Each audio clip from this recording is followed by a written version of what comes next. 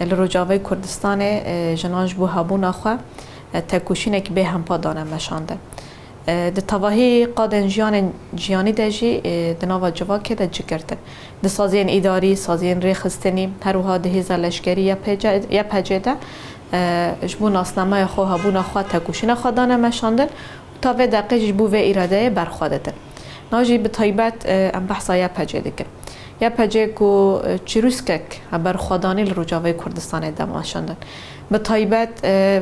برخوادانی کوبانی 2014 ترور داعش یا کو ببو خطری سر جهان بگشتی هزا یا پجه هزا پاراستناجن به اراده یا خوا کاربو لبرانبری و تروری بسکنه به اصرار به برخوادانی که هری خورد اف ترور دو کوبانی کجاره کمین دو کوبانی ده ها تشکیناندن و برخوادانی شروان یا پگه و یا پجه بسر کرد سوریه ده ارتشی که طایبت جنتنه اف مجاره یا پجه وک لیوه که به قبول کرن حین ها ده نقاش ده وک رسمی ناتی قبول کرنه ام جلوه داره اشخوا حمله جهاد نه دست بکرنش بو پشتگیری یا پجه جن بنگه و انتگراسیونه پیوسته بوی چابی جلی وره میزه کرن به طایبت هزایه پجه رسمیت خوابه چه کرن به قبول کرن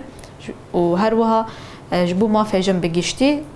دناوا سوریه ده هفدیتن این کچه دبنجی و امجی با کنگراستار ام وی تکوشینه بردوام بکن که ام کار بن راستی ما فی تواهی جند سوریه ده مسوگر بکن